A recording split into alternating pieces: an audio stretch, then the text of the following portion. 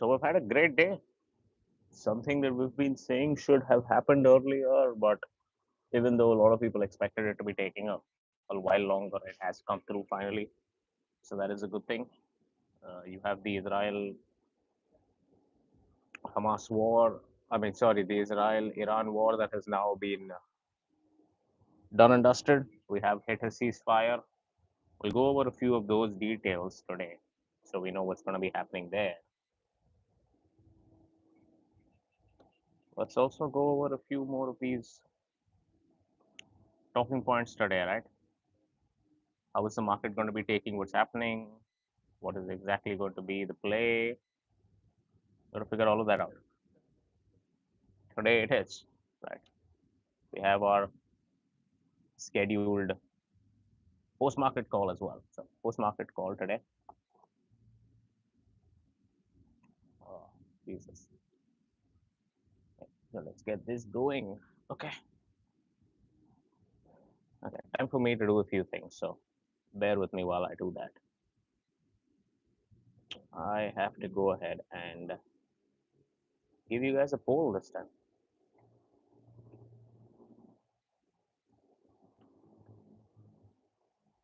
Let's try see if we can make it a bit interesting.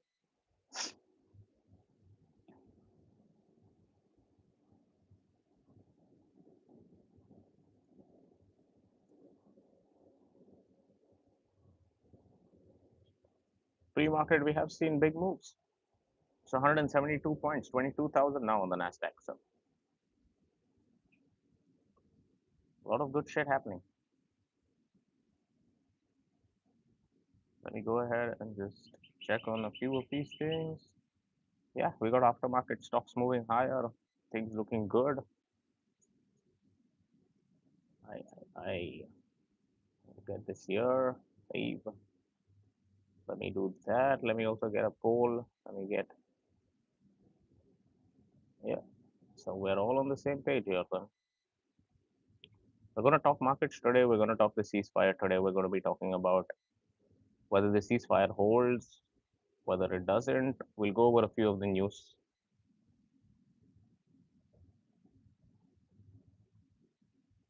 articles that we have here. The other question is, are you going to look at a ceasefire between Iran and Israel? Whether it stays, what happens with the market, what happens to the Nasdaq? We're going to look at all of that today. It's going to be fun. So go ahead, drop in, say hi. Join the channel if you haven't already. We do a stream every live session, so go ahead and do that. Join in into the fun. I'm going to put out a poll right now for all of you that have joined in. So go ahead and answer the poll for me, please. I want to know, will a ceasefire lead to new all-time highs? How many people expect that, and whether it's going to be happening or not? Hi, Zara. Nice to see you. How have you been? How's it going? Hope all is well wherever you are. Yeah, so we're trying to see if the ceasefire holds, what happens exactly, whether you are able to see some form of a retreat among everyone wherein prices do go back higher. I'm currently in Bali, in Indonesia. That is where I am from at this moment. But I am heading back to Dubai in a month. So, or less than a month, actually. Yeah, in about 20 days, I will be back in Dubai. So, salam, my friend. How have you been doing? All good? Okay, so we have at the moment a 200 point, 173 points up on the Nasdaq. So currently you are looking at the market about 173 points up. The volatility index down 3.5%, 4%. So we're looking for that. We already got about 3 people in coming and saying there's too much damage done and the market might not lead to new highs, right? So let's see how that happens. Zubeda says, buddy, I can't really read that. So you'll have to either type it in English or something. It's just impossible for me to read that word. Whatever it means, I hope it means good. Okay. Few things, few small things. Let's go over that before we begin with our daily breakdown of what in the world is happening. Knowing the Middle East, knowing the stuff that actually goes around there, you could very well have a ceasefire that does not hold, right? So, I mean, from news articles that I'm getting right now, you are seeing massive blasts reported in Tehran. So, what happened to that whole ceasefire? What happened to all of that that people are talking about, right? So, there have been massive blasts reported. I'm guessing this is, hopefully, this is not something that's going to continue going on. I do purely hope, for the sake of all of humanity, that all of this ends as soon as possible. And for the sake of capitalism, we see markets going way higher. You are seeing Chinese markets up about almost 0.83%. So that has been a move that has been happening. Oil has taken a shit. It was at 75, it's at 65. We spoke about this in the live yesterday as well. So everyone that's not subscribed, go ahead, subscribe, because this is something that we called out. We clearly made it clear that it does look like oil is going to head lower. We were not sure about the ceasefire, but it did look like the market was beginning to not care about all of these issues between Iran and Israel, because it was looking like, one, the USA would have a victory, and two, it was looking like even if there wasn't a war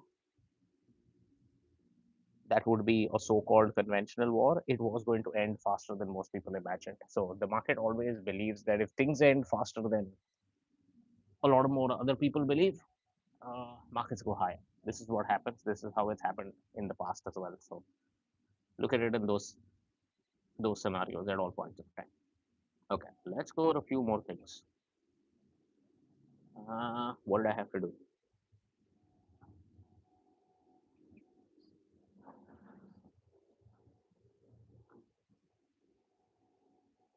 Mm, okay, this is weird, but apparently Iran-backed militias in Iraq just targeted Camp Taji.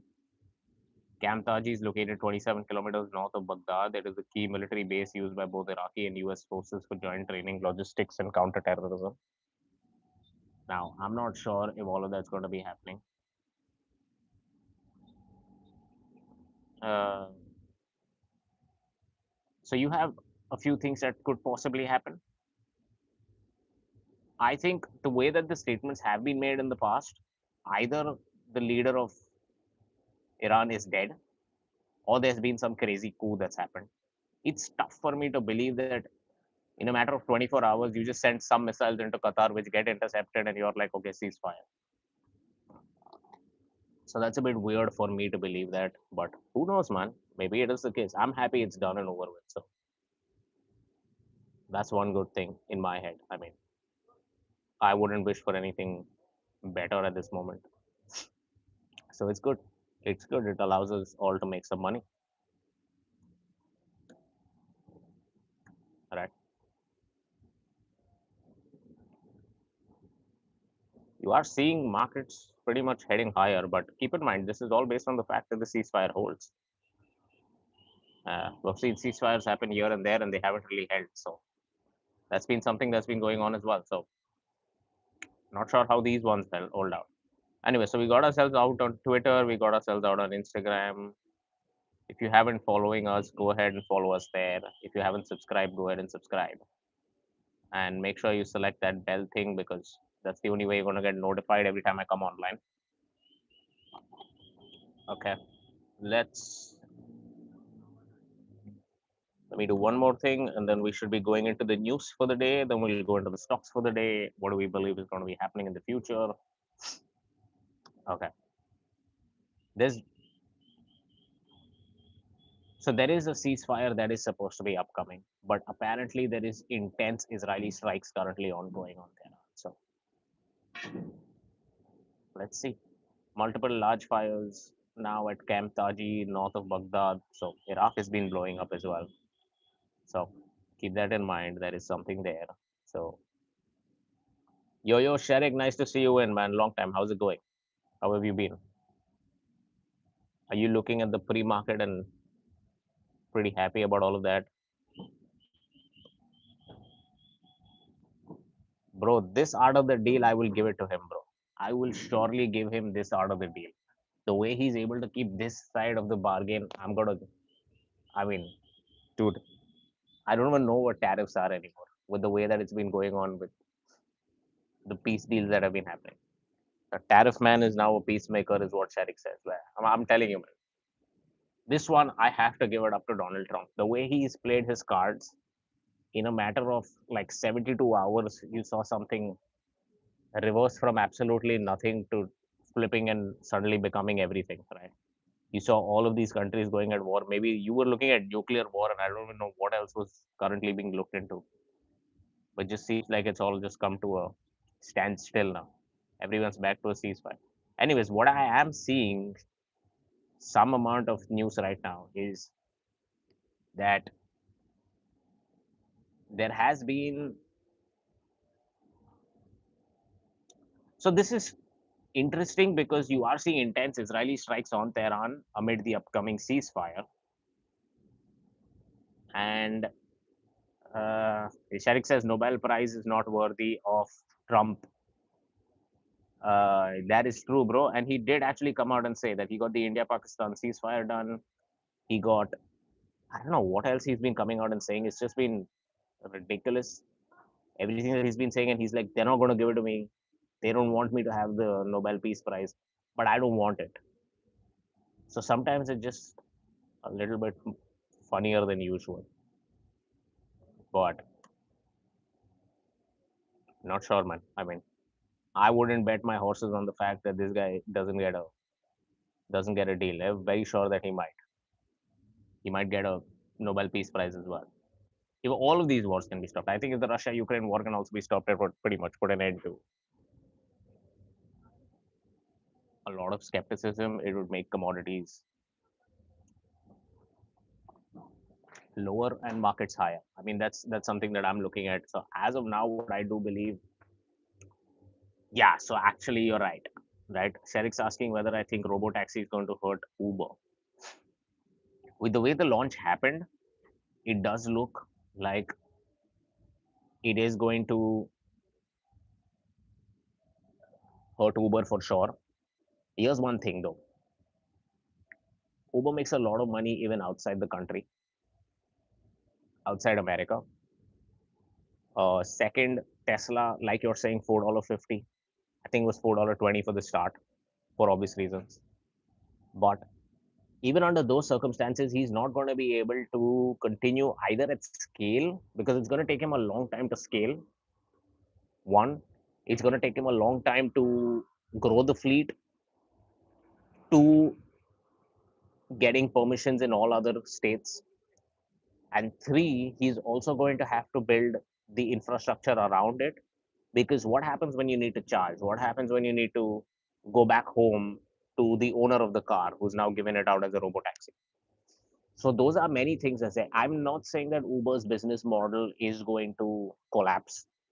Let me see what happened to Uber yesterday. I don't really think it should be down. I'll tell you the reasons why. Okay, yeah, it was it. So it was up about a point 1.74.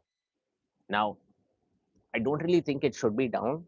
Neither do I think Uber's going to collapse. I do believe the price to earnings multiple that Uber had, which was its moat of its business that no one could copy and no one was able to do, like maybe Lyft was trying to do, or other companies locally were trying to do within their own countries. I don't think it's going to work out that easily for these guys this time because one, the guy who you're competing with is Elon. Two, he can eat up prices for way longer than a lot more people can. Three, Uber is a demand aggregator. So what do I mean by a demand aggregator? People come to Uber to get themselves from point A to point B. People don't open the Tesla app to do that yet. People might, right? So obviously he will be successful in whatever he does, even in America as a start. What I'm worried about is not the fact that Tesla will eat up Uber's market share. What I'm worried about is that Uber's market share will deteriorate slowly while the price to earnings multiple, which is basically the premium that it has for it being a defensive business wherein tariffs don't affect it, all of these other things don't affect it in terms of You'll always get people who want to move from point A to point B. So everyone was going to open Uber and will continue opening Uber. The worry is that the price to earnings multiple will squeeze. I'll give you an example. Think of it this way. It's like Lululemon. Lululemon at one point of time was trading at 50 to 55 times price to earnings, right? Now, if you actually go back, let me actually do this exercise for you so you understand what I'm trying to say. And it's actually a very smart thing to start thinking this way because this is how you will make a lot of money over the long term. Okay, so let me make it down easy for you. Lululemon started hitting a new high in November 2021. It went all the way to almost $500 a share, right? It went again back in December 2023 to about $500 a share. From there, it has started a steady decline all the way down to 225 right now. Let's break it down and make it simple. Forget about this whole story. Women are wearing different leggings and all of this. We'll worry about that later. If you go to their financials and you go to their annual numbers, in 2023, they did 9.62 billion in sales. They made net income of 1.55 billion dollars, right? Now they were trading at about 55, 60 billion US dollar in price in market cap. So that gave them, if they're earning 1.5 billion, that gave them a 40 PE, 45 PE. So they were trading at 45 times their earning. Flip that and look at what's going on right now. In 2024 and 2025, Jan 2025 is when their year ends. Their sales grew by 10%. So they went to 10.6 billion and their earnings came in higher by 17% to 1.81 billion, right? But the market cap's halved and more, right? They're currently about 127, 28% away from their all-time high. So what do I mean by that? Lululemon's dropped from $500 to $220, while their sales have grown, while their net income has grown. So what's the reason the share price fell? The share price fell because the market said you have one more competition from Alo and Viori. Two, we're not sure whether you're going to continue selling at the rate that you were selling at because in the prior years they were selling at about 18 to 20% growth rate year on year. They're selling at about 10% growth rate right now. So the market gives a multiple, something called as a price to earnings. That price to earnings, which was at 40, 45, has dropped to 20. And right now, I'm pretty sure it is at 15.5.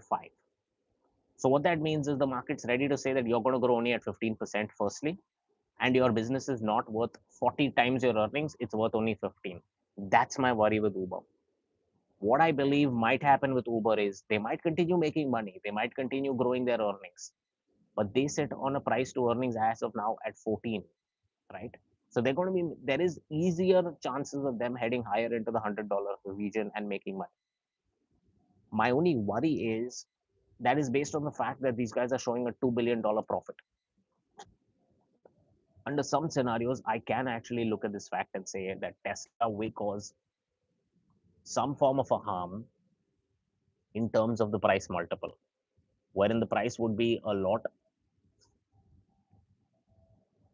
higher in terms of 85 might go to 100, 110 in the next few years, or maybe the next year, or maybe this year, who knows. But the earnings multiple might take a hit. Eventually, I do believe that you will have a situation where prices might steady out or start reducing because the earning power reduces. So Tesla can, and like you're saying, FSD will be a big play too.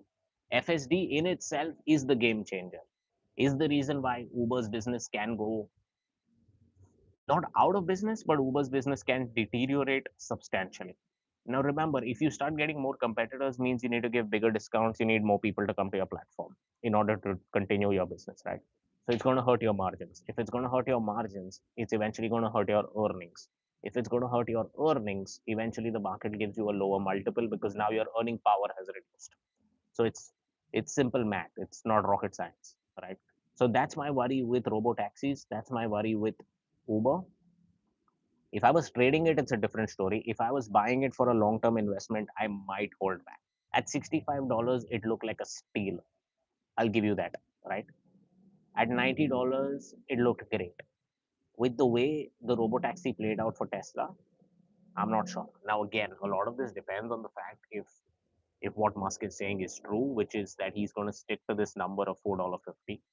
If that happens, remember, right? There's you either have the best product or you be the only one that makes the product, or you be the lowest cost producer. These are the three ways you make money in markets, whether that's business, whether that's equities, whether that's wherever.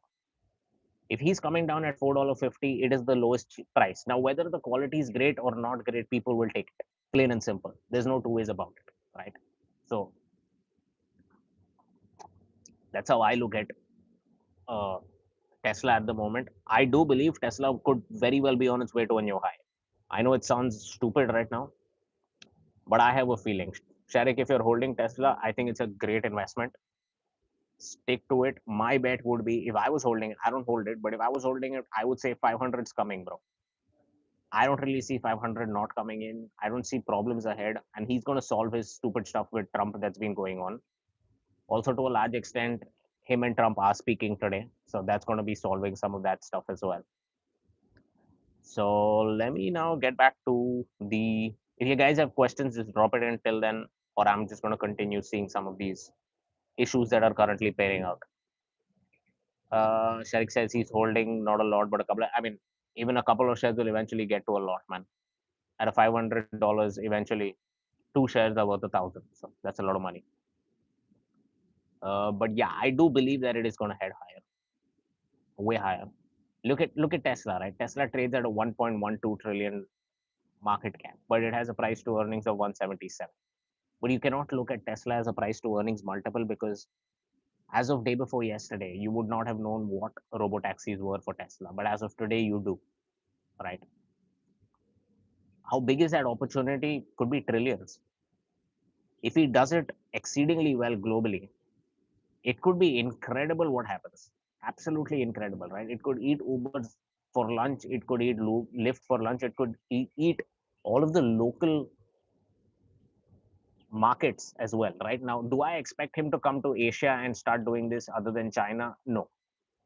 Because remember, infrastructure is screwed up. Him selling his cars itself is a big thing. Forget about now getting self driving and robo taxis in place. That's a far fetched scenario altogether. So, look for that. What I would say is that Uber as a business, I'm not gung ho about it. I would rather go in and buy something like a Trade Desk or a Reddit or a Lemonade or an Affirm and hold those because they have tailwinds. I see more headwinds on Uber than tailwinds. That's just the way I'm looking at a few things at this moment. But let's go ahead.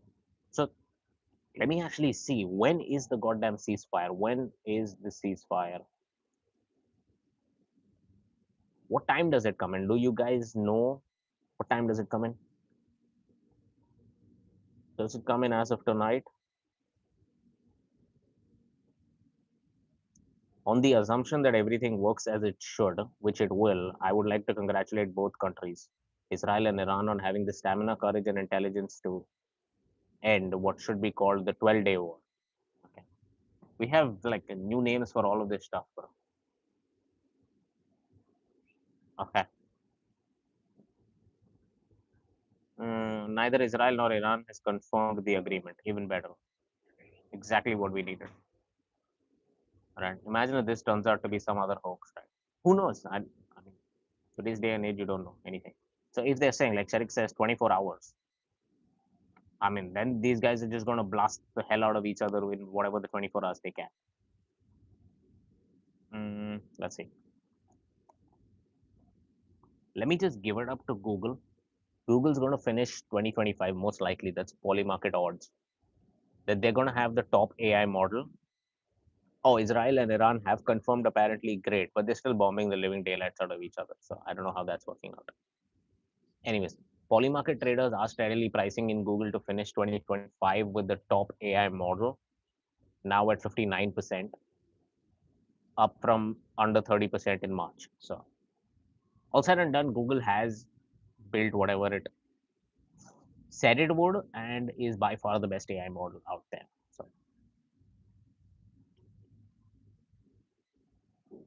So this is actually fascinating. If Israel and Iran have agreed to it, why are they bombing whoever is? Why are they bombing Baghdad and Iraq and a US base there? So I don't know how that's going to work out.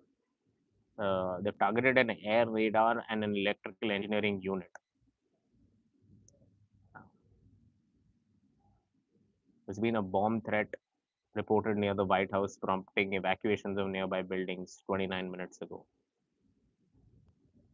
Okay, anyways, in more important news, there is one thing that I did figure out.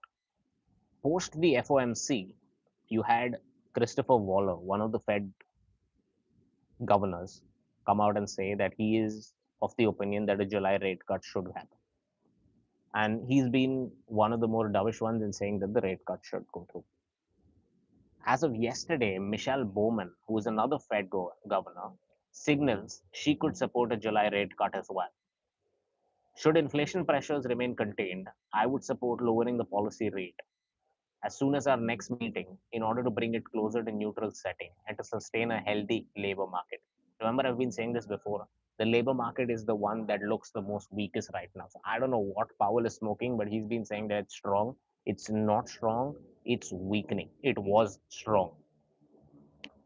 And Michelle Bowman and Christopher Waller, both on the Fed, both voting members of the FOMC, have come out and said that they are in support of a July rate cut. Now, remember, if the market starts telegraphing and starts anticipating a July rate cut, you will see new highs. Very likely, because the July meeting only happens towards the month end, but you will more than likely see new highs if we start looking at it from a July rate cut. Sharik says, I think by the end of the year, we will see at least 50 basis points. Uh, I do believe we might see more than 50 basis points. I was earlier thinking of a 50 basis point number, but I do believe that the labor market is weakening a lot more than people are understanding. You are seeing people are not being laid off, but those that have lost their job, it is taking them very long to get another job. It's not so easy. And you're seeing that in weekly jobless claims picking up as well. We were at 210, 215K weekly jobless claims. We're now going and hitting about 247K. Now, that number does come out on Thursday, from what I know. Anyways, today and tomorrow, you are going to see Powell testify. So that's going to be going on for sure. On Thursday, you're going to be getting unemployment claims. That comes in at 8:30 in the morning. Now, that's a number that I'm going to look at because you are looking at 244K. If we start breaking the 250, 260K number on the weekly jobless claims, I think then the 50 basis points would be nothing. We might even see 100 basis points in cuts, 75 basis points in cuts, right? It's very likely that that number would increase because you would see July as a cut, you would see Jackson Hole as a cut, you would see more cuts coming towards the end of the year to support the labor market because inflation is not that much of an issue at this moment, right?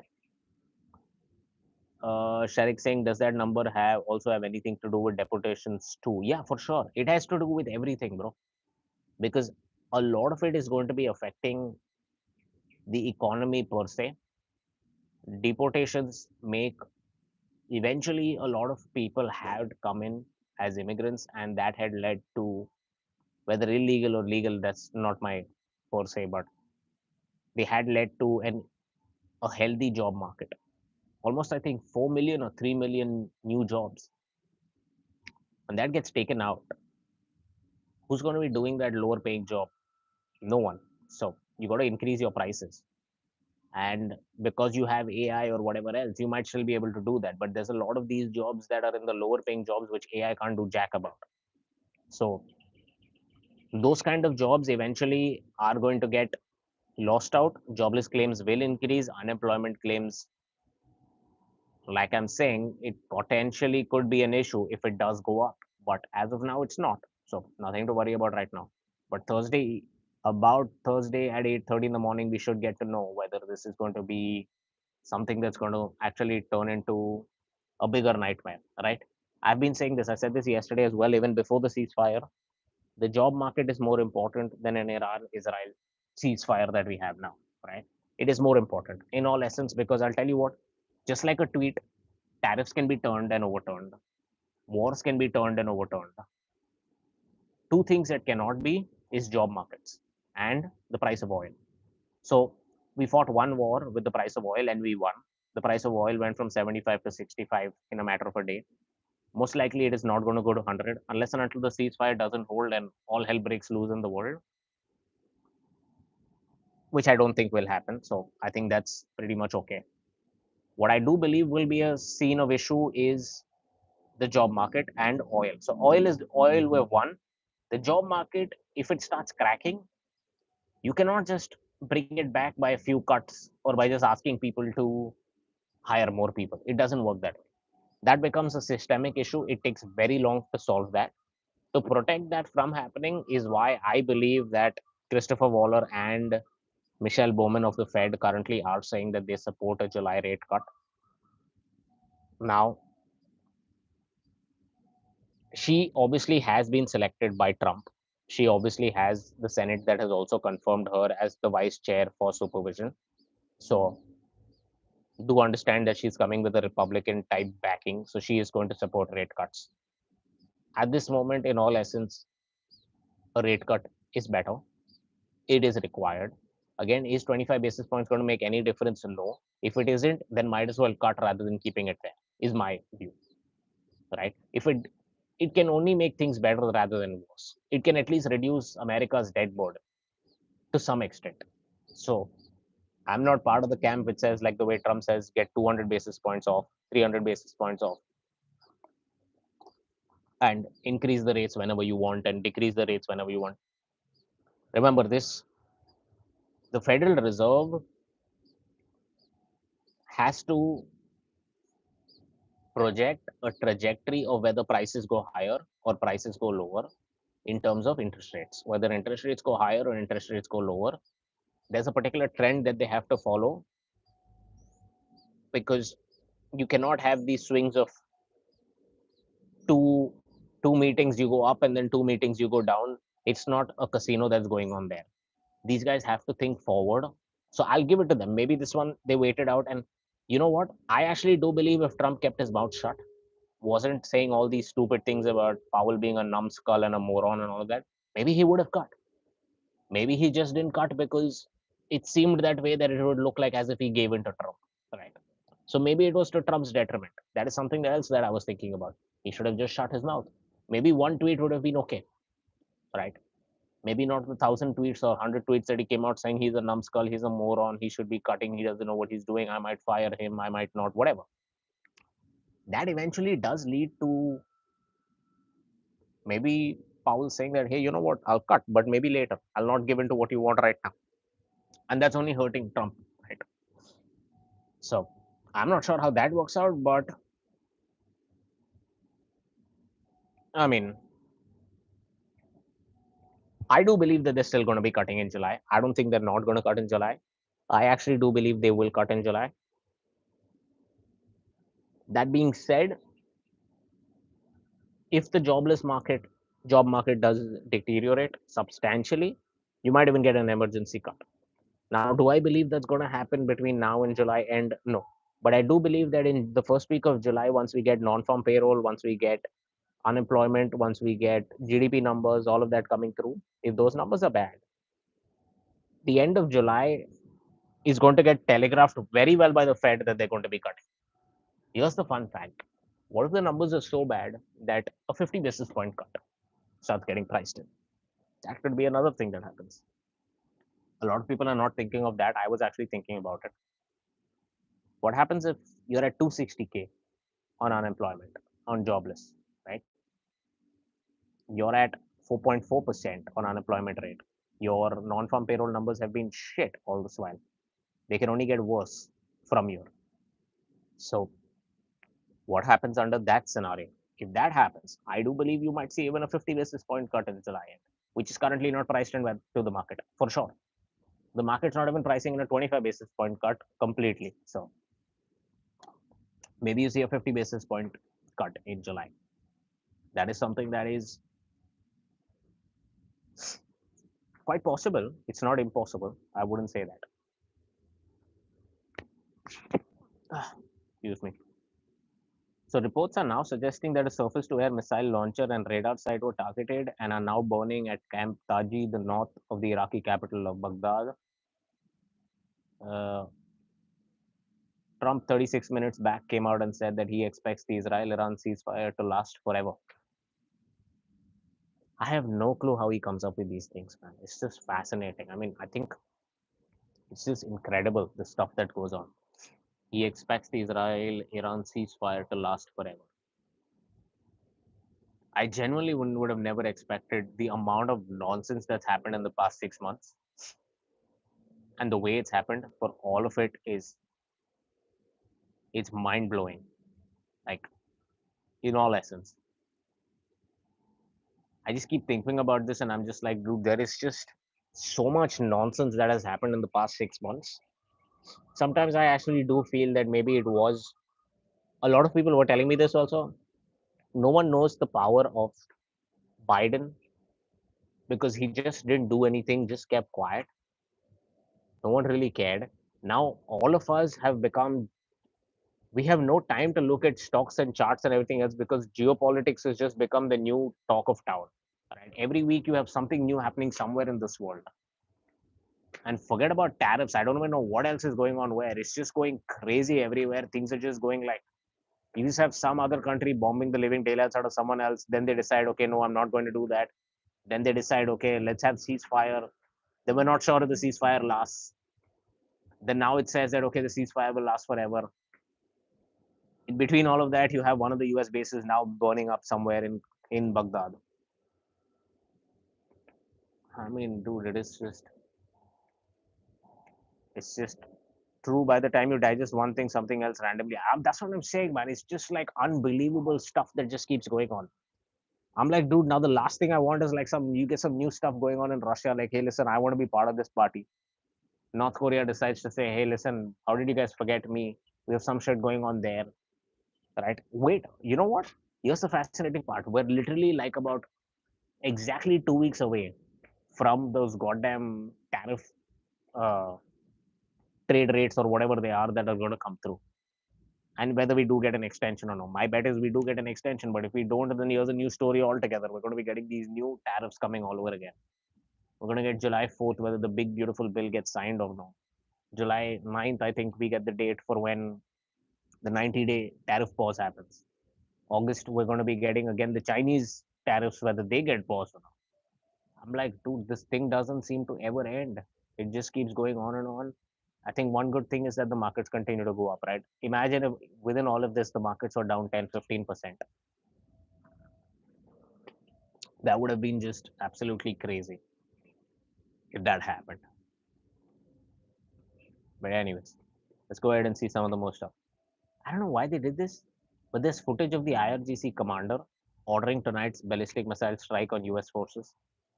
And it's a really long video. I have no clue why this was there, but, anyways, so President Trump on his phone interview earlier with NBC News called the ceasefire between Iran and Israel a wonderful day for the world, in his opinion, adding that he believes the ceasefire will last forever and that he does not believe that Israel and Iran will ever be shooting at each other again. If that actually happens, that's good, right? I don't know. Let's see.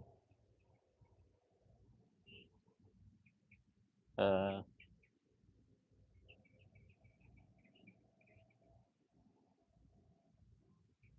actually got video footage of the explosions north of Baghdad. No confirmation on what's going on, so fair enough. Uh, Yes, the fascinating one, right? As Trump announced the ceasefire in a few hours, Israel issued a new evacuation warning for District 6 in Tehran ahead of expected strikes. Dude, it is just, I don't know. Okay. Let's get to the main tweet that whatever the hell this was. Congratulations to everyone, sorry. Everyone is fully agreed between Israel, approximately 6 hours. So that was about, I would say, we got another few hours left before the ceasefire goes through. So when Israel and Iran have wound down and completed their in progress final missions for 12 hours, at which point this war will be considered ended.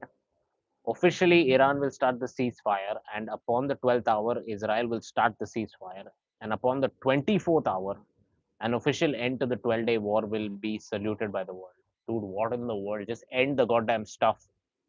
What is with this 6 hours and 12 hours, and you will wait for me another 12 hours? On the assumption that everything works as it should, which it will, I would like to congratulate both countries and what should be called the 12-day war. I think he's more interested in what it should be called. This is a war that could have gone on for years and destroyed the entire Middle East, but it did not and never will. Okay, great. Anyway, so God bless everybody, Israel, Iran, Middle East, USA, the world also. Okay, great. The same hour, an Iranian official tells CNN they have not received any ceasefire proposals, calling US and Israeli claims a trick to justify continued aggression. The enemy is actively attacking Iran right now. Iran has consistently said they're open to diplomacy if Israel and the US stop attacking. So, not sure this news is all that material right now. I'm not sure.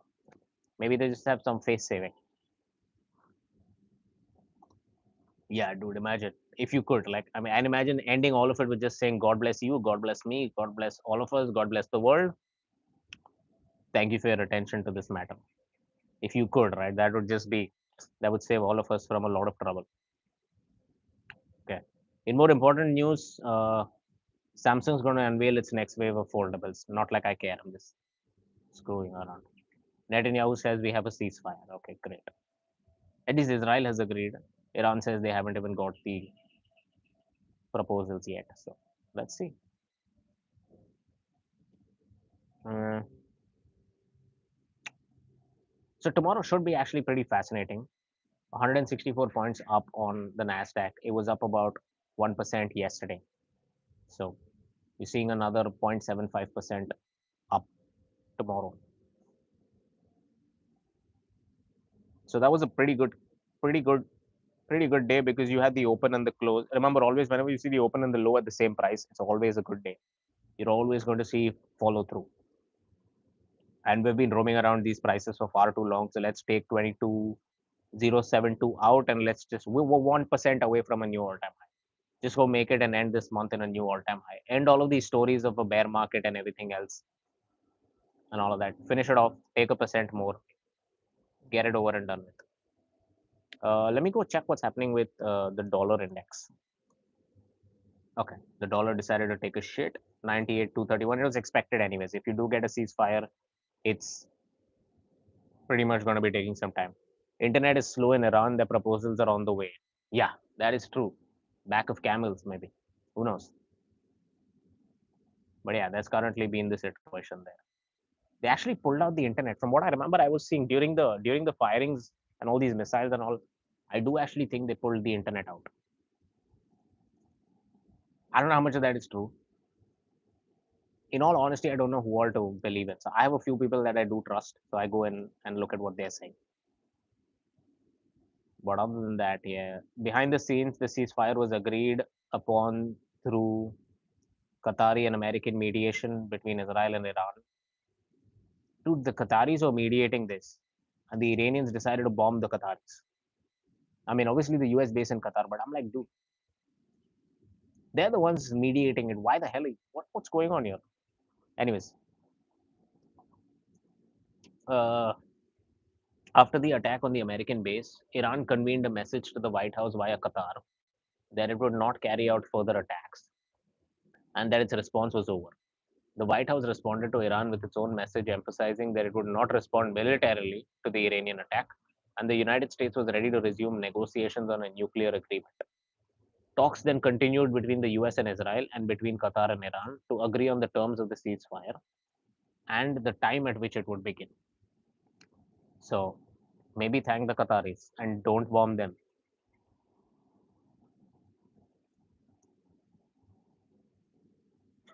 Israeli Prime Minister has just finished a meeting with his cabinet, reportedly instructing them not to speak publicly about President Trump's announcement of a ceasefire between Iran and Israel.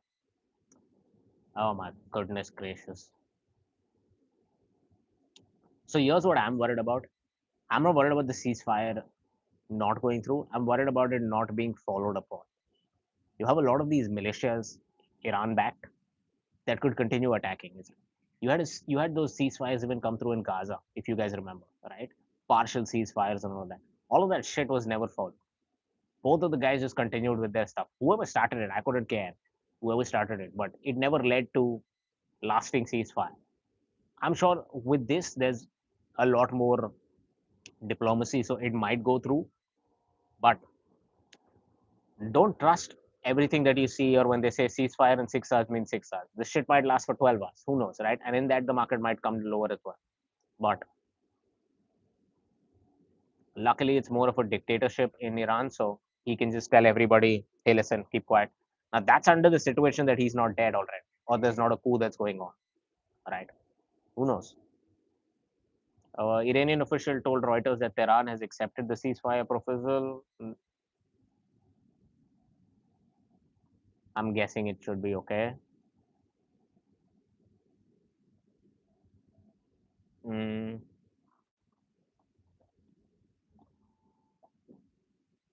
Qatar mediated. Cool. So let's thank Qatar for today. They helped the index go up a percent. So all good. Why don't they just do this with the Hamas and the Gaza thing? I mean, what's taking so long to get that shit done? There's anyways literally nothing left there now. Uh, anyways, Trump says ongoing Israel-Iran war would have brought the whole Middle East down. Okay. Uh, Trump says he believes this is what he told NBC, that the two nations will never be firing at each other again. I have my doubts. I genuinely have my doubts about that. I'm not sure about this concept of them never firing at each other again. Okay. JD Vance came out and said the president told him earlier that our bombs are a little bit bigger than their bombs. Either we're all living in a clown show or we are the clowns. One of the two is happening, right?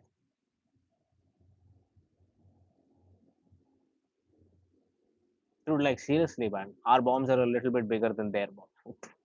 What in the world is going on, man? This is the vice president of anyways. He also says in 1 week, without a single American casualty, we took threatening nuclear program that could have destabilized the entire region.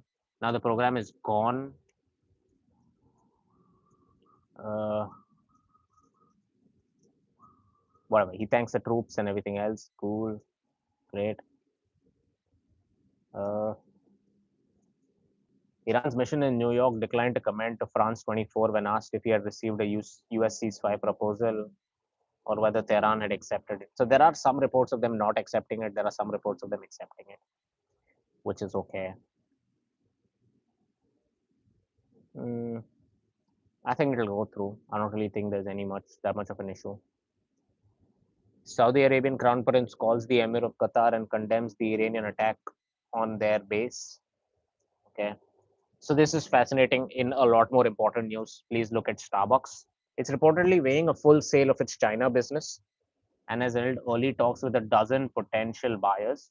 Names floated include True Star, Fountain West, Hill House.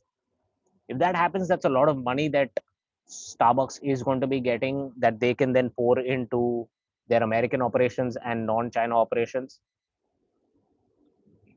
It's going to help their net income margins as well. It's going to help them possibly maybe even doing a buyback because their shares are lower. I actually do think Starbucks might go and hit an all-time high this year or next year. It's about 25-30%. Let me actually go check how far it is.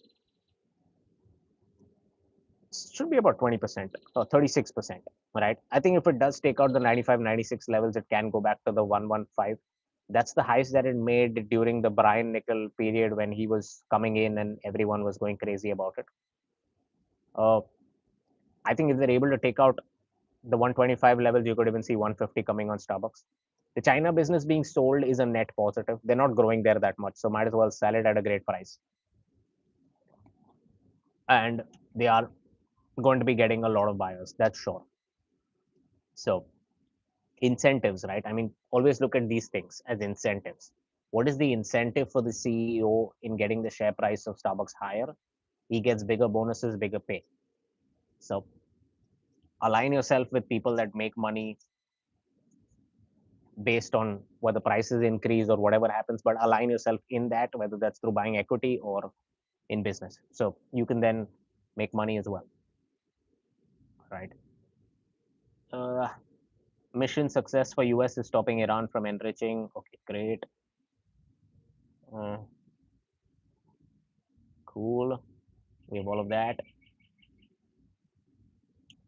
Yeah, so this is maybe another few hours before the ceasefire goes through. So I'm guessing they're just going to bomb the living daylights out of each other, or more like Israel's going to be doing that.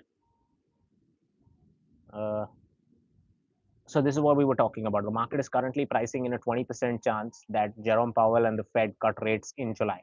20%, not too much. I'm saying everyone's expecting 20, right? If the market weakens, if the job market weakens, you can even see 50. No one's talking about it today. Let me see actually how many people actually expect a 50 basis point cut. What are we at? 20.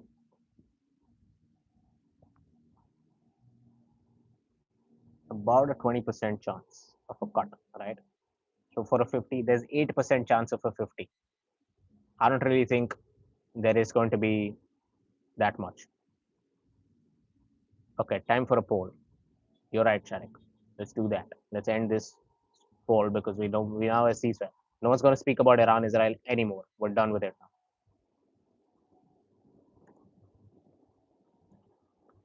We should be actually having this uh,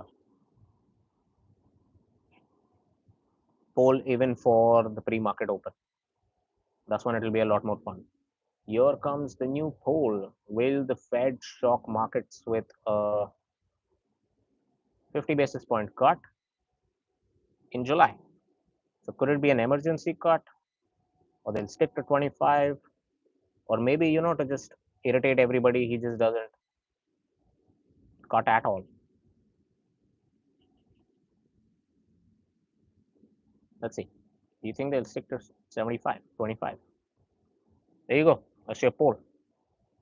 Go ahead and answer it.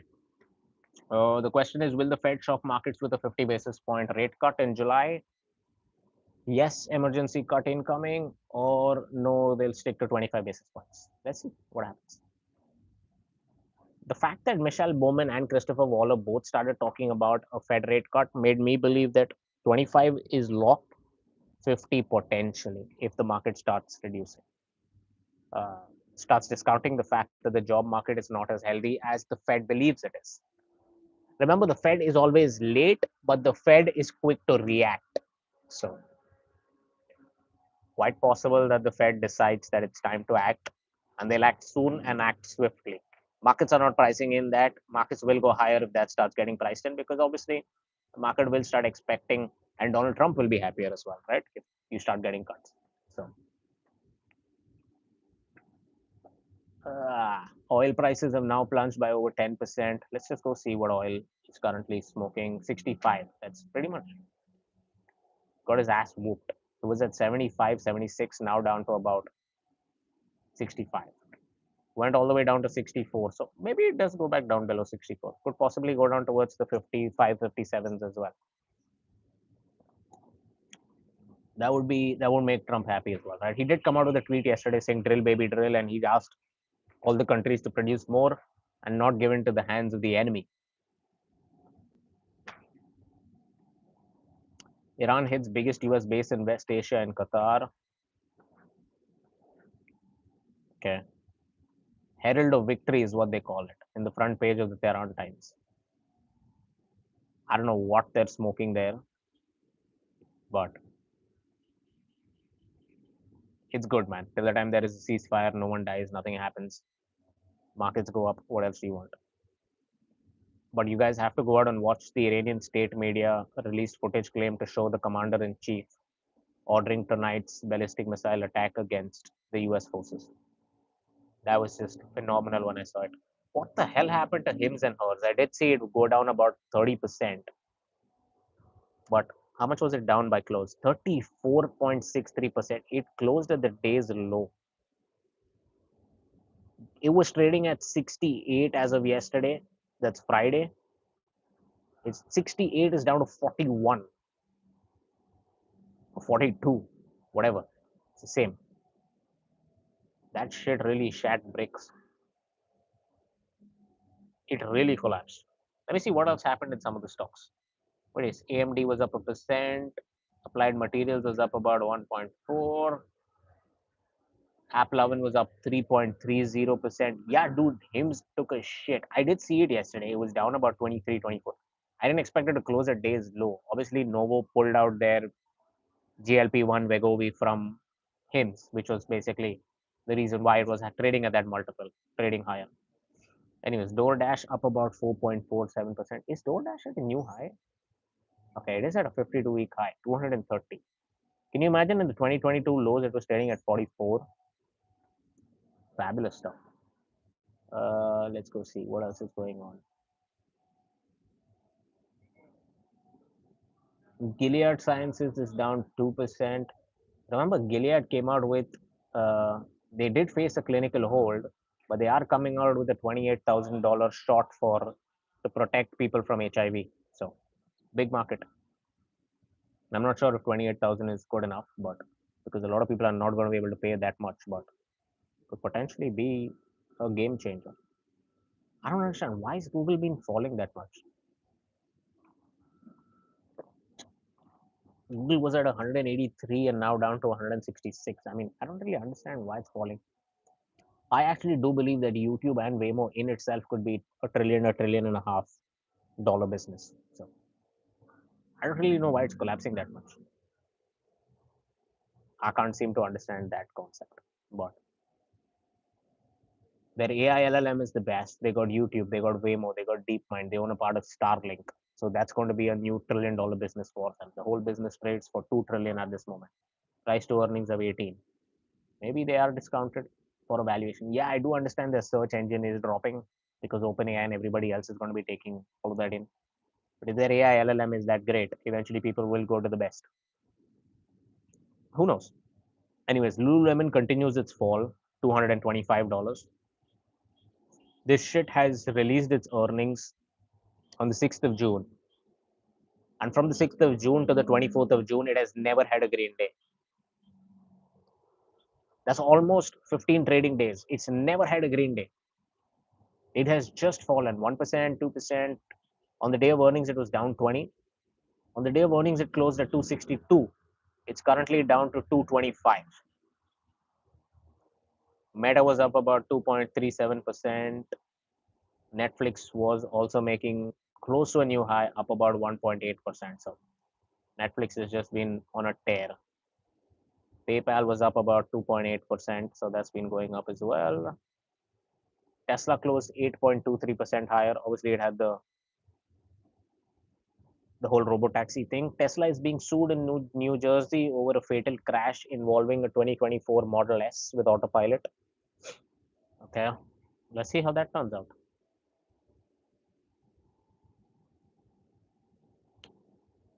Yes, so I mean the stock surges after Musk's robotaxi. So currently looking like that might go through as well. Trade desk was up about 0.94. If any of you do want to look for some stock with industry tailwinds, have a look at Trade Desk. It's actually a good stock. I don't know if it'll do well or no. I have some investments, but you guys want to invest, look at it. Maybe it does well. Who knows? It used to trade at $140. Now it trades at about 68. So at least you have some margin of safety in terms of price, but it obviously does have to recover. Uh, I'm actually going to start studying this company called as Chime. It IPO'd at 27 on the day of opening. It went all the way to 45, 44.94, and then came back all the way down to 29. Now, Goldman, JP Morgan, and I think Morgan Stanley were the underwriting backers. Uh, I'm not sure if they're going to be okay with the price going that much lower. So maybe they will pump the price up. Who knows? Let's see. You did see that same kind of a scenario happen with CoreWeave, right? It went all the way from 38 to like 60 and then dropped all the way back down to 32, 33. 32, 33 in a matter of a few months is now at 173. I'm not saying that that's going to happen with Chime. CoreWeave had a lot to do with NVIDIA. So that craze continued. But I'm just saying, look at it. Maybe it has something going for it. Something somewhere. I know you see them on the Dallas Maverick jerseys,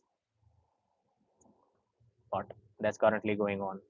Let me go see if we have anything else going on in the world other than Ceasefire, because I'm just happy we're all done with it. Uh, this is fascinating, right? Andrew Tate came out and said that he predicts oil prices to skyrocket after US strikes on Iran. Guess what happened? Oil just had one of its largest drops ever in history. So that is insane to believe that that could happen.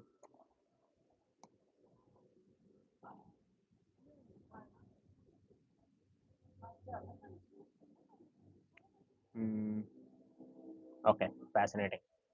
This is what's happening.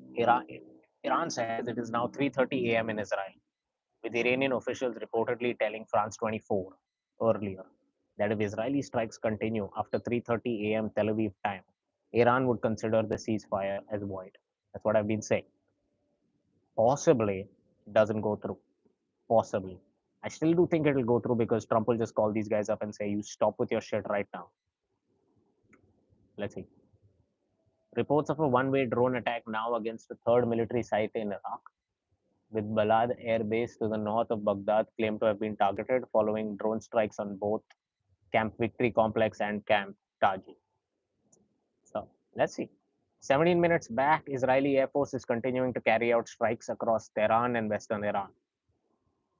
Yes, guys, I hope it stays. I hope it stays. But reports of a drone attack now on US forces stationed at Al Assad Air Base in western Iraq, following several drone strikes within the last hour or so against three other military sites. So I'm just saying, I mean, don't buy the shit that everyone tells you about a ceasefire till the time you don't actually see it happen.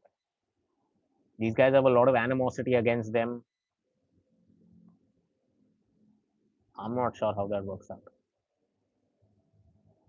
Mm, apparently, a radar got destroyed by unknown drones in Baghdad, which is a US airbase out there. Iranian backed militias in Iraq are getting feisty tonight. Let's see, feisty, feisty. So let's see. There are some drone attacks that are happening in Iraq. Maybe that's everybody's last saving grace, and you have a ceasefire that comes through. I hope it does. As of now, no. Anyways, for all of you that are new here, go ahead, subscribe. We're going to go live 30 minutes before the market opens today.